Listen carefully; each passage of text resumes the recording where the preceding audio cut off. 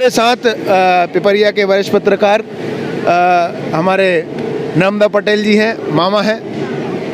हम जानेंगे पिपरिया की दृष्टि से मोदी जी यहाँ पर आ रहे हैं, नगरवासियों क्या नगरवासी सोच रहे हैं, कैसा कुछ मन में चल रहा है? देखिए, देश के एक महान प्रधानमंत्री माननीय मोदी जी पिपरिया पधार रहे, तो ये पिपरिया सहित संपूर्ण नर्मदापुरम जिला, नरसिंहपुर जिला के लिए एक बड़ी सौगात होगी, क्योंकि कहीं ना कहीं विकास की नज़र में प्रधानमंत्री के नज़रिए से पिपरिया को भी देखा जाएगा। हो सकता है कोई पिपरिया क्षेत्र, नरसिंहपुर क्षेत्र, नर्मदापुरम क्षेत्र के लिए कोई बड़ी सौगात भी मिल सकती है। अच्छा, नगरवासी क्या सोच रहे हैं, आखिर क्यों यहाँ पर उनका दौरा ये हुआ?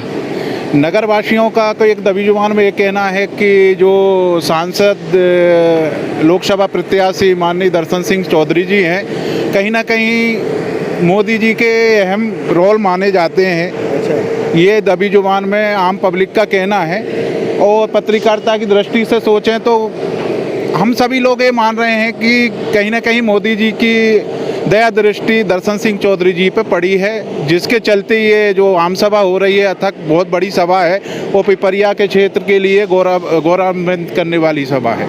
कहीं ना कहीं 5 लाख से पिछले कैंडिडेट बीजेपी के जीते थे, फिर क्यों आखिर आवश्यकता पड़ी बीजेपी को मोदी जी को यहाँ बुलाने के लिए?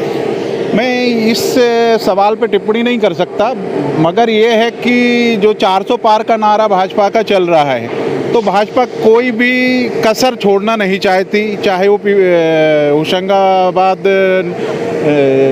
नरसिंहपुर लोकसभा संसदीय क्षेत्र हो या भारत की जो अन्य सीटें हैं, क्योंकि भाजपा पूरी दमखम के साथ चुनाव मैदान में उतरी है, कोई भी कोई कसर छोड़ना नहीं चाहती। छिंदवाड़ा यहाँ से दूर नहीं है, 150 किलोमीटर तकरीबन है, और वहाँ की सीट जीतना बड़ा आवश्यक है, क्योंकि वहीं पर स्ट्रॉन्ग कैंडिडेट नकुल नाथ जी हैं, और वहाँ से कोई जीता भी नहीं है अभी तक भाजपा का। वहाँ पर क्यों भाजपा ने ये सभा नहीं रखी? अब इसकी टिप्पणी तो क्योंकि आप पत्रकार हैं, तो दबी जुबान में तो यही आ रहा है, कहीं ना कहीं राजनीति का जो एक विश्लेषण गुण कह सकते हैं, जो कमलनाथ जी, नकुलनाथ जी का बीच में भाजपा में जाने का ये तय ही माना जा रहा था।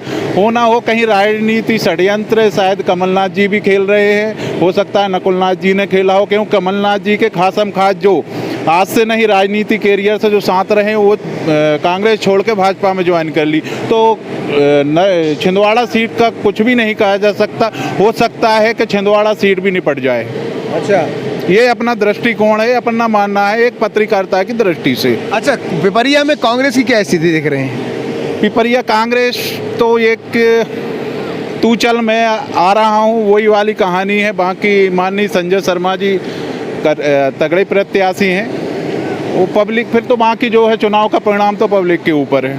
नहीं, लेकिन चूंकि बड़े बड़े जो नेता हैं वो कांग्रेस के भाजपा में जा चुके हैं, और तो अब क्या कांग्रेस को कोई यहाँ पर अच्छी लीडरशिप मिल पाएगी? पिपरिया की अपन बात करें तो लीडरशिप तो कहा नहीं जा सकता, बस पब्लिक के मन में सिर्फ मोदी है, और भाजपा की ये जो चल रहा है 400 पार, उसकी धूल के तहत कांग्रेस भी मिट्टी में मिलने वाली है, ये तय है माना जा रहा है। बस ये है वोट परसेंट का आंकड़ा कुछ माननीय संजय शर्मा जी घटा सकते हैं। प्रचार किसका स्ट्रॉन्ग चल रहा है पिपरिया में? स्ट्रॉन्ग तो भाजपा का चल रहा है, जो अपने पत्रकारिता के दृष्टिकोण से देखा जाए तो, क्योंकि भाजपा का छोटा से कार्यकर्ता, बड़े से बड़े नेता घर घर पहुंच रहे हैं, कांग्रेस के हवाई करके गाड़ियों में जाके प्रचार कर रहे हैं, किसी गांव में जाते, किसी पटेल के यहाँ बैठ के पूरा प्रचार खत्म करके वापस लौट आते। बस यही कहानी कांग्रेस की शेष बची है।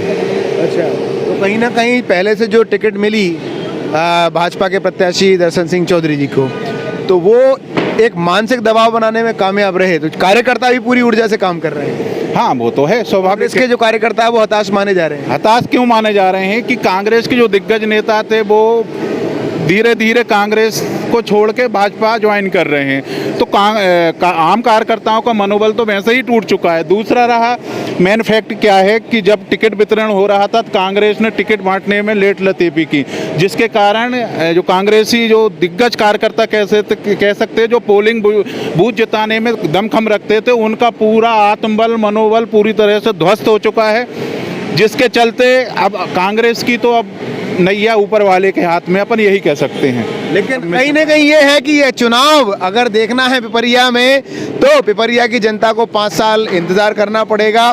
क्या कुछ यहाँ की भौगोलिक राजनीतिक दृष्टि बनती है वो देखना लाजमी रहेगा। अभी तो कहें कि टक्कर तो मुश्किल है, मुश्किल, वाकई में मुश्किल लग रहा है, क्योंकि आप 100 लोगों के बीच में जाके आप चर्चा करो चुनावी विश्लेषण, तो उसमें से 90% लोग भाजपा के समर्थक दिखेंगे।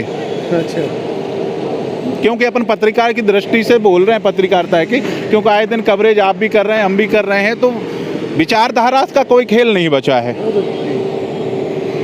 बहुत बहुत धन्यवाद नर्मदा भैया। हमारे साथ नर्मदा पटेल मामा जी थे, जिन्होंने हमने उनके साथ चर्चा करी कि क्या कुछ स्थिति संसदीय चुनाव को लेकर पिपरिया में चल रही है। बहुत बहुत धन्यवाद आप सभी का। मैं हूं संजय वैष्णव।